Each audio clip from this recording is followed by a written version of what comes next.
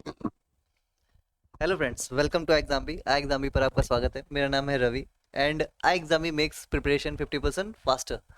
सो आज का हमारा टॉपिक है पॉक्सो एक्ट 2012 और इससे रिलेटेड जो अमेंडमेंट्स हैं वो हम बात करेंगे। ठीक है, तो बेसिकली जो सबसे पहले जो हमें चीज़ें पता होनी चाहिए, जैसे कि इसमें कितने चैप्टर्स हैं इस एक्ट में। तो 9 चैप्टर हैं। क्या हमें सभी पढ़ने हैं? सभी नहीं पढ़ने, इसमें से कुछ ही चैप्टर्स जो हैं वो इम्पोर्टेंट हैं जिनको हमें मेमोराइज करना है। कितने शेड्यूल हैं? तो केवल एक ही शेड्यूल है। ठीक है, तो जाहिर सी बात है एक शेड्यूल है, नहीं पूरे का पूरा एक्ट एक ही शेड्यूल के अंडर डिफाइन किया गया है। कितने सेक्शंस हैं? 46 सेक्शन है। हर सेक्शन पढ़ने नहीं पढ़ने हैं। कमेंसमेंट, देखो दो डेट होती है, एक होती है कमेंसमेंट की, एक होती है इनेक्टमेंट की। कमेंसमेंट वो डेट होती है जब प्रेसिडेंट क्या करता है, इसको असेंट देता है। कोई भी जो बिल होता है, जब तक प्रेसिडेंट की असेंट ना मिल जाए उसे, तब तक उसे एक्ट नहीं कहा जाता है। ठीक है, तो वो डेट जिस दिन प्रेसिडेंट अपनी क्या दे देता है, असेंट दे देता है, वो होती है हमारी कौन सी डेट? कमेंसमेंट। ठीक है, प्रेसिडेंट। तो यहाँ पर यानी कि 19 जून 2012 में प्रेसिडेंट साहब ने क्या दिया था, इसको असेंट दिया था। अच्छा, इस समय याद है कौन प्रेसिडेंट था हमारा 2012 में? लिखिएगा जरा कमेंट बॉक्स में। उसके बाद इनैक्टमेंट, किस तारीख से जो ये डेट, किस तारीख से जो ये एक्ट था पूरे देश में लागू कर दिया गया, इन्फोर्स कर दिया गया, वो डेट कौन सी थी? बाल दिवस, चिल्ड्रन दिवस, जो हमारा चिल्ड्रन डे होता है उस दिन 14 नवंबर 2012, है ना। तो ये तो जनरल सी बात थी। अभी आते हैं कि ये जो हमारा एक्ट है बेसिकली क्यों लाना पड़ा।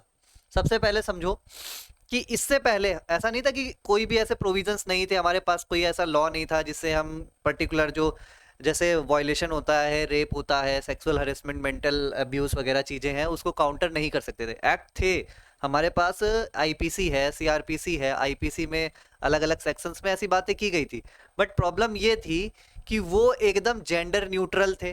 ठीक है, और बच्चों और बड़ों में कोई फर्क नहीं करते थे। ठीक है, तो उस वजह से पहला कारण तो ये हो गया पॉक्सो एक्ट के लाने का। दूसरा क्या कारण था? तो दूसरा कारण ये था कि एक जो हमारी गवर्नमेंट है उसने एक कन्वेंशन है, convention on the rights of the child, 1989 का कन्वेंशन है। ठीक है, तो उसे क्या दी थी, रेटिफाई कर दिया था 1992 में। कहाँ गया ये? 1992 में गवर्नमेंट ने उसे रेटिफाई कर दिया था। और जब हम कोई कन्वेंशन को रेटिफाई कर देते हैं, तो इंटरनेशनल कन्वेंशन को, तो हमारे ऊपर यानी गवर्नमेंट के ऊपर एक मोरल ऑब्लिगेशन बन जाता है, एक नैतिक दायित्व बन जाता है कि वो उससे रिलेटेड प्रोविजंस को लेकर आए और उससे रिलेटेड कोई कानून वगैरह बनाए। तो एक तो दूसरा कारण ये हो गया। ठीक है, ये जो एक्ट है ये बेसिकली क्या था, ये कन्वेंशन क्या था? तो ये बच्चों के अधिकारों की बात करता है। ठीक है, कब आया था आपको सिर्फ याद रखना है, 1989 में आया था।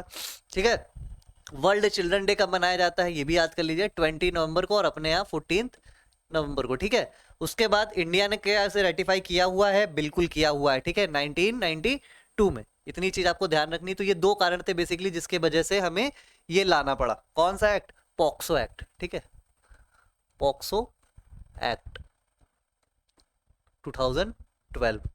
ठीक, अभी इंट्रोडक्शन में लिखा हुआ है, नॉर्मल सी बात है। किस वजह से लाया गया? क्योंकि एक कोई डेडिकेटेड हमारे पास कानून नहीं था, लॉ नहीं था, जो बच्चों के अधिकारों को क्या करता हो, प्रोटेक्ट करता हो, उनको शारीरिक और मानसिक प्रताड़ना से बचाता हो। ठीक है, फिजिकल और मेंटल एब्यूज से सेव करता हो।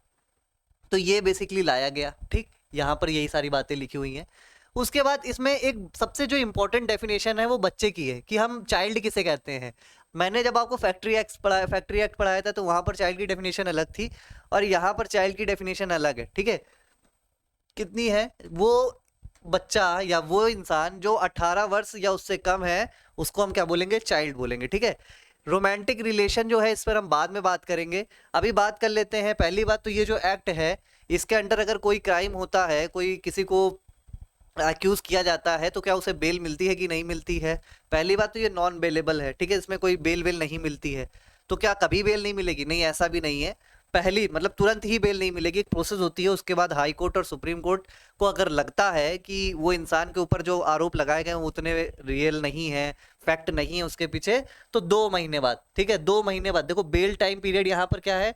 2 मंथ, क्योंकि इन्वेस्टिगेशन उन्हें 2 महीनों में कंप्लीट करनी है। 2 महीनों का टाइम दिया गया है 2019 में जब इसको अमेंडमेंट किया गया।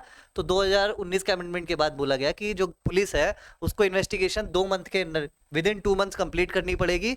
और जो एक एक्स्ट्रा महीना, एक अलग से एक और महीना उसको दिया जाएगा। अगर कुछ स्पेशल केसेस बनते हैं तो एक महीना और उसे दिया जा सकता है।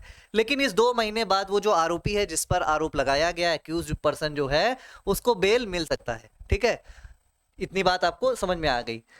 फिर बात कर लेते हैं अभी रोमांटिक रिलेशन क्या है। रोमांटिक रिलेशन कुछ नहीं भाई, अभी द हिंदू में क्या है, एक आर्टिकल आया हुआ था जिसमें बॉम्बे हाई कोर्ट ने एक, बेसिकली एक महिला थी 17.5 साल की, और उनका जो अफेयर था वो 23-25 ईयर्स के एक लड़के के साथ था। फिर घर वालों ने उन्हें पकड़ लिया और उस समय वो प्रेग्नेंट थी और उन्होंने अबॉर्शन भी करा लिया।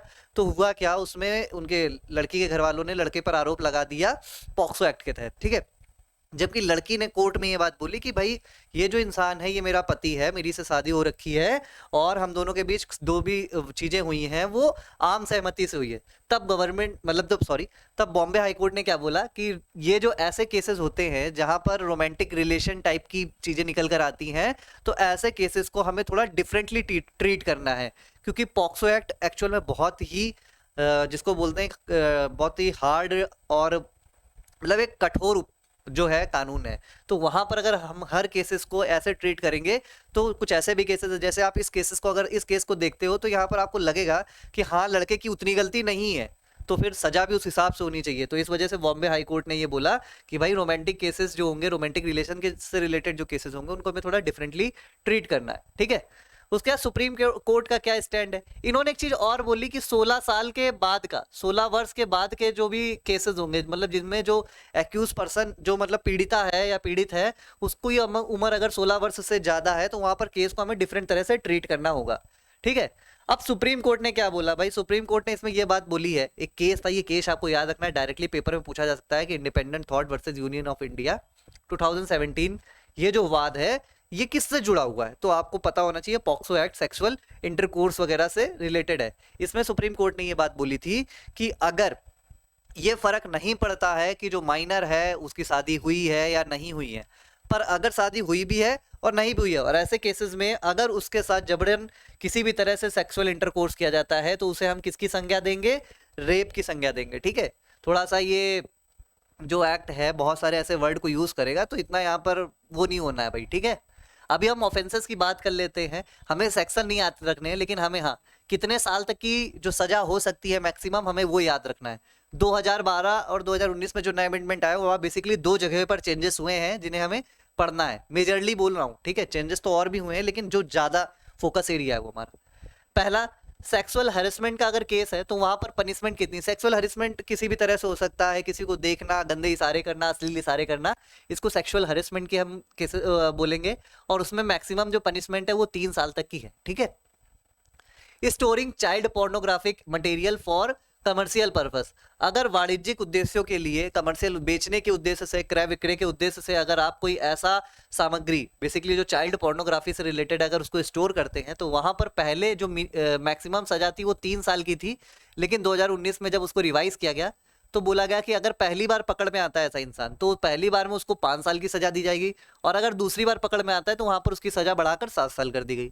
ठीक है, aggravated sexual assault and punishment, aggravated जो मतलब थोड़ा और गंभीर किस्म के सेक्सुअल असॉल्ट है। दूसरी बात, यहाँ पर अगर पब्लिक अथॉरिटी, लोक सेवक भी अगर शामिल है, लोक सेवक की परिभाषा आपने पॉलिटी में अच्छे से पढ़ी होगी। ठीक है, जो भी सरकार के अधीन कार्यरत हैं उनको हम लोक सेवक कहते हैं। अगर वो भी इसमें एक पार्टी है, एक मतलब जिन्होंने ये ऑफेंस कमिट किया हुआ है या उसमें किसी तरह से सहयोग दिया है, तो उनको पहल जो सजा है 5 से 7 वर्ष अधिकतम है। ठीक है, फिर सेक्सुअल असॉल्ट एंड पनिशमेंट में कितनी है, तो 3 से 5 वर्ष तक की है। पेनेट्रेटिव सेक्सुअल असॉल्ट अगर होता है, ये याद रखना है। ठीक है, पेनेट्रेटिव सेक्सुअल असॉल्ट अगर होता है तो पहली बार में सजा 7 वर्ष की है, और अगर मतलब एग्रावेटेड, बहुत ही गंभीर रूप से पेनेट्रेटिव सेक्सुअल असॉल्ट होता है तो वहां पर सजा पहले 10 वर्ष थी, अभी उसको बढ़ाकर 20 वर्ष कर दिया गया है। ये वाला प्रोविजन आपको याद रखना है, और दूसरा ये स्टोरिंग चाइल्ड पोर्नोग्राफी वाला आपको याद रखना है। ठीक है, ये दोनों चीजें आपको याद रखनी है। अब बात कर लेते हैं एक सेक्शन, सिर्फ एक सेक्शन इसका याद रखना है आपको, सेक्शन 28। क्यों? क्योंकि आपको भी पता है कि हमारे जो हमारा सुप्रीम कोर्ट है, 25 हाई कोर्ट है, और उसके बाद जो सबऑर्डिनेट कोर्ट है, वहां पर बहुत सारे केसेस, अगर हम सिर्फ सुप्रीम कोर्ट की भी बात करें तो सुप्रीम कोर्ट में 33,000 से ज्यादा केसेस क्या है भाई, पेंडिंग है। हाई कोर्ट की बात करें तो 3 करोड़ से ज़्यादा। उसी तरह अगर सबऑर्डिनेट वगैरह मिला दे तो बहुत बड़ी अमाउंट निकल के आती है। इतने सारे केसेस क्या है पेंडिंग हो रखे हैं।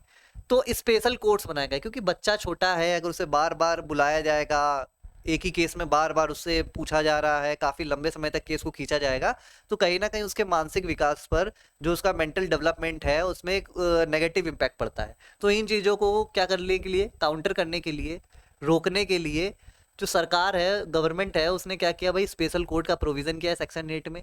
एक हर स्टेट गवर्नमेंट, ठीक है, हर स्टेट गवर्नमेंट अपनी टेरिटरी के अंदर भाई prior the consent of high court, chief justice of high court, ठीक है, प्रायर असेंट ऑफ, मतलब जो हमारे चीफ जस्टिस हैं हाई कोर्ट के, ठीक है, उनसे पहले अनुमति लेगी और उसके बाद एक स्पेशल कोर्ट का या एक से अधिक स्पेशल कोर्टों का गठन कर सकती है।